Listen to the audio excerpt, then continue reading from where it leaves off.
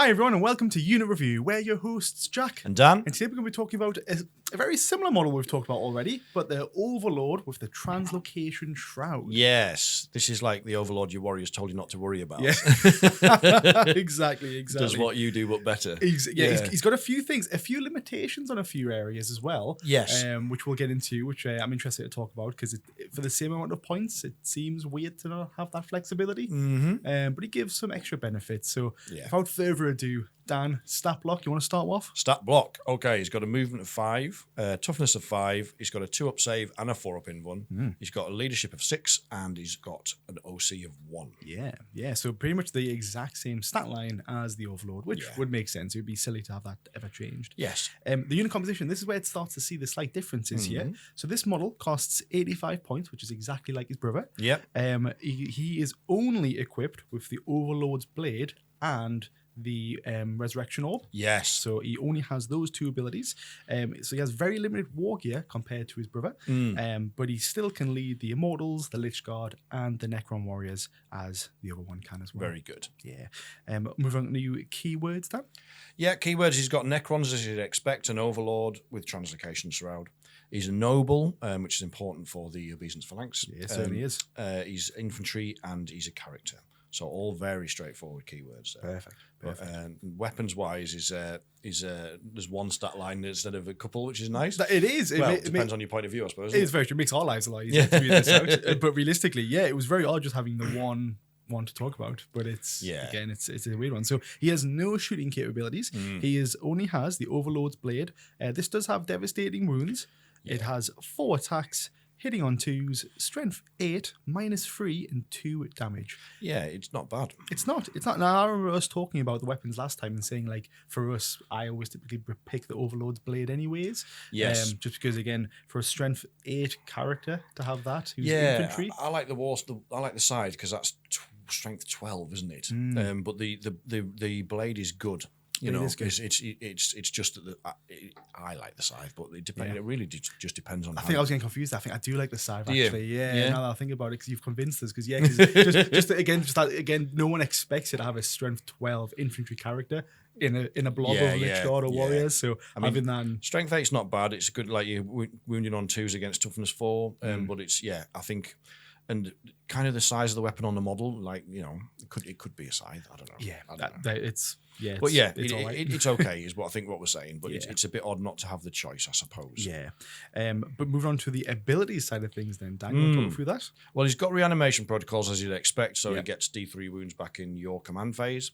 He's got My Will Be Done. Once per battle round, one unit from your army with this ability can use it when its unit is targeted with a stratagem. And if it does, you can reduce the CP cost of that use of that stratagem by 1 CP. Yeah. So basically -1 CP to a stratagem once per battle round, which is really strong if you use it in the right way. It is, definitely. So that one's very good. Obviously, the big difference between him and the other Overlord is the Translocation Shroud. Certainly is. This one, each time the model's unit advances, do not make an advance roll. Instead, until the end of the phase, you just add 6 to the move characteristic of models in that unit.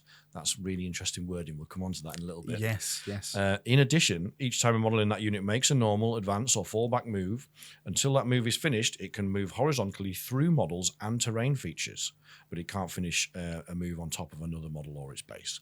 But that basically allows you to, for example, fall back through enemy models. Exactly. Without having to take a desperate breakout test, escape test. So that's really interesting. He's also got the Resurrection Orb, as you just mentioned. So at the end of any phase, once per battle, it can resurrect that unit if it's still on the battlefield. So you can't do it, obviously, if they're all dead. But as long as there's one model left, you can pop your Resurrection Orb. And that unit's reanimation protocols are activated. You reanimate D6 wounds rather than D3. So that's very strong as well. 6 warriors, 3 Lich Guard potentially. Yeah, it's pretty good. Yeah, roll hot and it's good. Yeah.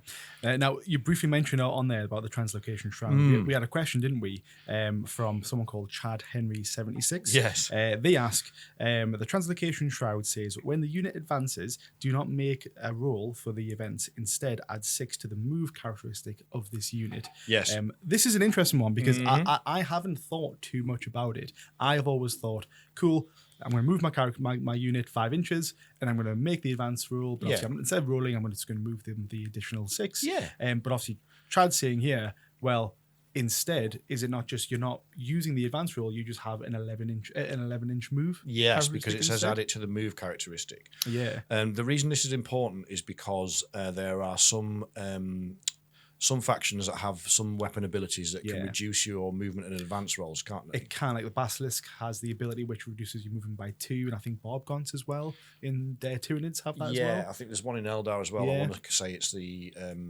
Night Spinner, but I'm not sure if that's the right. Something like that. It's one of the vehicles that's got some fire that could do that. So it's like -2 to move. Sorry, Eldar players. Yeah, we don't like you.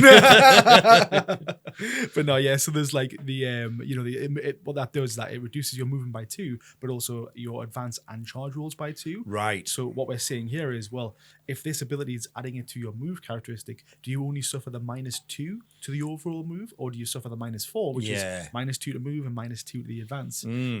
It's hard. I would love to know what everyone else's comments on it, because I think rules as intended is, to me, is like, right, well, you move, and then all right, if you're going to advance, instead you just automatically move the 6 inches. It's a difficult one, because I mean, it specifically says when the unit advances, but then it says add 6 to the move characteristic. So it's definitely ambiguous. Yeah, like is it saying move? Like, is it saying add 6 to the move characteristic of this model? But what it refers to is you add 6 to the advanced rule. It's weird. It's just written wrong, basically, isn't it? It's written god awful. I mean, Warhammer written wrong. Come on, Dan, what are you talking about? Well, we were talking about this off camera before, and you rightly pointed out that in other stratagems and abilities, it will specifically say instead of rolling for your advance, move 6. Yes, which is what this probably should say. Exactly. And if this did say that, then you would take the -2 hit to your advance as well as to your move. Yeah. But this is ambiguous. My personal view is it's probably meant to be written that way, and I would probably take the hit on my advance as well as my move. Yeah. But that's just, it's subjective. That's my personal opinion. It's not, it's grey area. It is. Maybe there's another rule out there that says something different. Like there's always like rules commentary or something like that about something like that. So maybe there's something out there. So if you do know, please let us know. Yeah, if we're missing something obvious, let us know. Yeah. But but yeah, it's an interesting question. Thank you. Thank you so much, Chad Henry. I wonder if that says a real name. I hope it is. The numbers could be different though. There's only one Henry that's a Chad. That's very true. We'll get onto him in another video. Yeah, another video soon. Yeah. Cool. But anyways, we shall move on. So thanks again so much for the comment and question. Really do appreciate that. Moving on to stratagems though, Dan. Do you want to start off? So the first one is reactive reposition for 1 CP. This is from the new detachment from Starshot at Arsenal.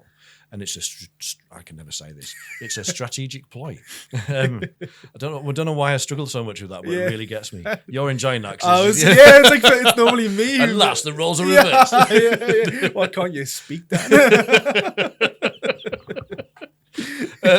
You use this when your opponent's shooting in your opponent's shooting phase, just after your enemy unit is shot, and you use it on one Necrons unit, and there was the target of one or more of those units' attacks. So after that unit has shot your unit can make a normal move of up to D6 inches, or up to 6 inches instead if it's a mounted or vehicle unit. Obviously, that doesn't apply here, but you can make a normal move up to D6 inches. That's quite powerful because you basically, if you miss positions and you get shot, you can hide, can't you? Exactly. Or if you get deep striked, like say the unit deep strikes you in, and then they're 9 inches away. I mean, any extra inches on top of that is really powerful just to kind of prevent that charge from happening. So I really enjoy that. An extra inch is always appreciated.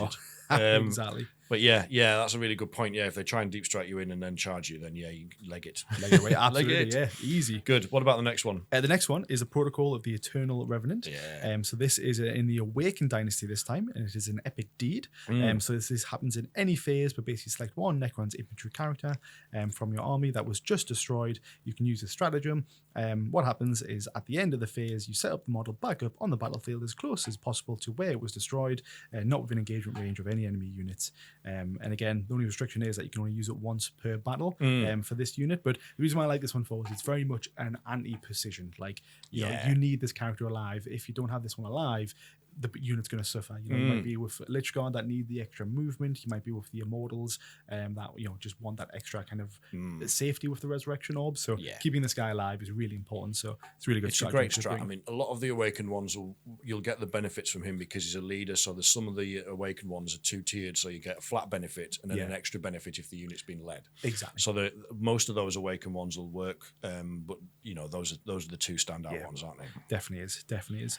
Moving on to best ways to play him. Should I start off on this one? Yeah, please. Yeah. So obviously, as always, love the comments everyone's been making. So been reading through that. This is from one of them here. So basically, you lead the Overlord with 10 Immortals. Now, I honestly still can't decide between Tesla or the Gauss with the Immortals, and everyone does seem to see it differently. And when we put the poll out a while back, there was like a very 50-50 split on which ones to choose. So basically, it's up to you. There's no right or wrong. Yes, it was quite lore appropriate. It was basically civil war in the Necron as always. Right? Yeah, fighting over territory and all that sort of jazz. Yeah, but so you got the Overlord leading 10 Immortals with the Chronomancer. If you think about it, you got the 5-inch move, normal move, with the 6 inches of advanced move. And then with the Chronomancer, so you basically move 5 and then you advance 5. And then you got the Chronomancer giving them shooting scoot, with allowing them to move even further for an extra 5 inches. So it just allows you to be like, right, I'm going to move. Right, do I need that extra movement, or am I in the right position here now? Right, I'm going to use the shooting scoot to get into a better position and shoot, or I'm just going to do that 6 advance to get past somewhere. And I mean, the Tesla's assault, right, isn't it? Yes. So you can effectively move 11 inches. If you're careful here, you can move 11 inches, so you've got eyes on your opponent. Yeah, 24-inch range. Shoot your opponent, and then scoots behind some cover. Let's keep it safe. That's pretty decent. It's just that nice little safety net, isn't it? And then again, you could tie that with the Star Shatter Arsenal, and then if you get shot at and you've just misplayed, or you couldn't quite get in, you could also get an extra D6. Nice. In the shooting phase. So worth mentioning, because it's just like I'm leaning towards. I'm the same as you are. I know we're both like Gauss enthusiasts, aren't we? We are. But just the extra AP is always nice. The Tesla. Early game as well, to be able to get up there and delete like your opponent's chaff units, and it's bliss, isn't it? Yeah. Well, the challenge with that is always it's that early game trading, isn't it? So normally, so you're both putting like 50-60 point units up there. Yeah. You kill mine, I'll kill yours, and but you don't want to be putting 10 Immortals up there to kill a 50 point unit and then getting wiped out. Exactly. But this enables you to kill them and then be safe. Yeah. I like that a lot. It's a bit more reactive, isn't it? Where it's like, all right, it's a horde list, right? They're going to swamp me. I'm going to move up, shoot, but then I've still got a little bit of movement back. Yeah. So it's like, right, it's like once you move up, you've kind of overcommitted. So that flexibility of moving back is quite nice. It's just an extra unit for those kind of early game. Obviously, you can't do actions after you've advanced, but those early game things like secure no man's land or extend battle lines, etc. Those kind of ones you can get on those objectives really quick. Getting in the right position is always nice. Nice, good. Next one, you want to cover it or should I? Go for it, because again, I'm not a user of this unit, but you you like to try and make them work, don't you? I try and make everything work. Yeah. So the next one we've got is the Lich being some Warscythe Lich Guard kind of become appealing for this one, because the issue that they have is that they're too slow. 5-inch move normally to kind of get around the board isn't ideal. And especially since they don't have the invuln save because you're not bringing the shields. Yes, it kind of sucks. So pairing the Warscythe Lich Guard with the Overlord, obviously just giving them that extra 11-inch, that 11-inch move is always great. Yes. But so the unit of moving in 5, they get the 11-inch in total. Some people like to throw in the Chronomancer because the Lich Guard don't have a ranged weapon, because obviously they're using the Warscythes. The Overlord in this Overlord doesn't have a ranged one, but the Chronomancer does. It's 18 inches. So if you can get in a really good position to move your 11 inches and then shoot your Chronomancer's weapon, that the unit can then shoot and scoop to get the extra 5 inches as well. Yeah. So that's really, because you're almost setting yourself up for the next turn. Oh, it's absolutely about staging for the next turn. Yes. So it's really good just to kind of get that unit up there, especially a slow unit going from 5 to potentially 16 inches movement. It's really handsome for staging ground. I really like that. I'd never thought about using that with Warscythe Lich Guard. I've seen people use it with sword and board for the same reason. Just get them on their mid-board objectives quicker, and then sit there and like, right, come at me, bro. Let's see what happens. Because it is. But because they're hard to shift, but the Warscythe ones are not hard to shift because they haven't got the invuln save. But that is really interesting. The ability to get them up there and threaten much quicker in the game. It's nice. It's good. The last one we've got is an Overlord Overlord with 20 warriors and a Technomancer.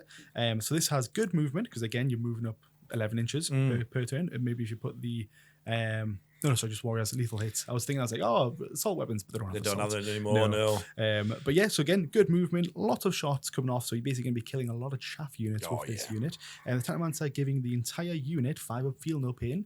Kind of makes them that more resilience. But also the res orb, give them D6 wounds back, so you're potentially bringing back D6 warriors. Yes, it is really handy and going to make them really hard to shift. And if you're on an objective, you can also tie in like the reanimator and such. Yes, if you really want to. I know the Ghost Arc just came down in price for extra stuff, but no one's bringing the Ghost Arc. like don't bring that. But realistically, big blob, hard to shift, feel no pains. Bringing them back, I think it's a good. It's a similar to what we just talked about. It's about where you want your 20 warriors is on a mid-board objective. Isn't it? Yeah. They want to hold that for 2 or 3 turns if you're lucky. So the quicker you can get on there, the better. If you can get an 11-inch move and get on one of those turn 1, it's going to ask your opponent questions, which it's going to force them to have to come and deal with that, or just let you have that objective. Yeah, I really like that. I think there are. I can't remember off the top of my head, but maybe the Star Shadow Arsenal, does that have a one to let you fall back and shoot? Oh, I can't think there now, but they've got the reactive moves as well. They kind of get them up. But I'm sure they've got something like that to fall back and shoot. Because I know the Royal Wardens just went up in price, but you can't bring a Royal Warden in this. No, because you're already bringing an Overlord. Yeah. So that extra flexibility, because getting 20 warriors tied up sucks. Yeah. And not being able to shoot really sucks. So kind of getting them out of combat and shoot more, it's just nice. You need to move something up behind them to like some. I know you don't like them, but Scorpex or flayed ones or whatever. Yeah. If they get tied up, big counter charge. Get rid of ones. Yeah. Rapid ingress for flayed ones. I've just done that the other day. Yeah. Bliss. But yeah, they're the 3 ways I would say they're the best ways to play them. So thanks again for all the comments on that one. Best ways to play against them, Dan. Now, he's an Necron infantry character. It's one that we always kind of fall back on. Yeah, but it is the old reliable, but it's precision. Yeah. I mean, he's harder to kill than a Technomancer, for example, because mind you, most things are. But he's got possible. Yeah, he has got. If you put enough precision fire into him or enough precision attacks in melee, you will take him down. Yeah. And if you're not in the Awakened Dynasty, you can't bring him back. Exactly. So, precision is a great tool. Don't forget about it. It's a great tool against Necron units that have got leaders in them. And it's a core stratagem. I forget about that. Everybody does. When you charge in, it's only in the melee. It's when you charge in and you do precision, it's really handsome. It's character v character, but still, if it's possible, he's not the best character in the Necrons, so it is possible to take him out in one. Yes. He doesn't have the -1 damage that the other Overlord has, does he? That's true. Yeah, he doesn't. So he is a little bit easier to get take out. Yeah. So, and obviously any precision weapons from distance. Really handy. Really handy. Chip away. But I think that is everything for today, right? Yeah, I mean, we're really interested to hear your thoughts. Obviously, we've had loads of comments. Thank you, and we're going to put your names on the screen under Jack's magic fingers, or above Jack's magic fingers, wherever they come. So yeah, thank you very much for that. But if we've missed anything, or you've got any comments you want to leave us, we'd really love to read them. Thank you very much. Yeah. And in the meantime, we'll be back soon with another unit review. Thank you. Thank you.